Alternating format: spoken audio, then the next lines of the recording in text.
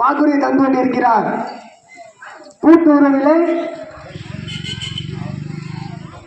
கூட்டுறவிலே மிகவும் பின்தங்கிய மாற்றுத்திறனாளிகள் நகைக்கடன் தள்ளுபடி என்ற பல வாக்குறுதியை தந்து கொண்டிருக்கிறார்கள்.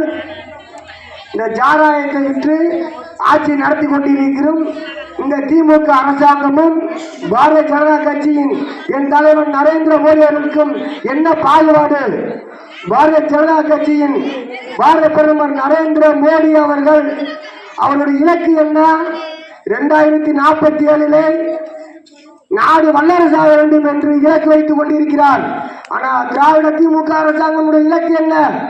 பொங்கலுக்கு எத்தனை கோடி மது விற்பனை, தீபாவளிக்கு எத்தனை கோடி மது விற்பனை, இவர்கள் இலக்கு எங்கே? பாரத பிரதமர் நரேந்திர மோடி அவர்கள் இலக்கு எங்கே? இந்த நாட்டிலே இவ்வளவு வளங்கள் இருந்தும் ஏழை எளிய மக்கள் இங்க மிகவும் பிற்படுத்த மக்கள் இருக்கிறார்கள் என்றால் காரணம் என்ன?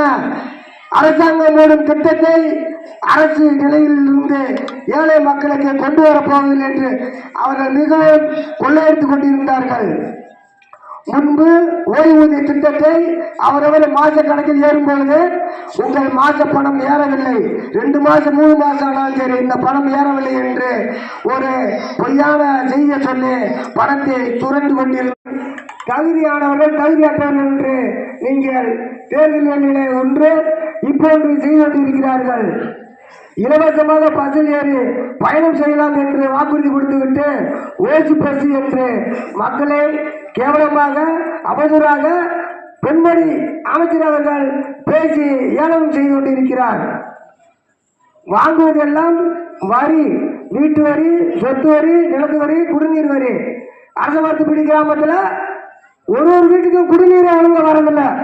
அதுக்கு குழாய் வரி. குழாய் வரி யார் வாங்க சொல்றது?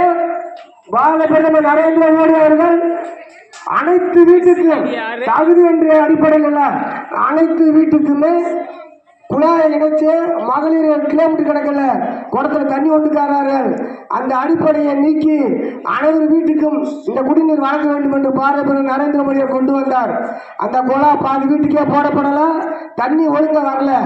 ஆனால் இப்போ வீட்டு வரி ரசீது, குடிநீர் வரி ரசீது, குடிக்கு தண்ணியே வரல, உங்களுக்கு குடிநீர் வசதி இந்த அரசமரத்துப்படி கிராமத்தில் வசூல் பண்ணிட்டு இருக்கீங்க.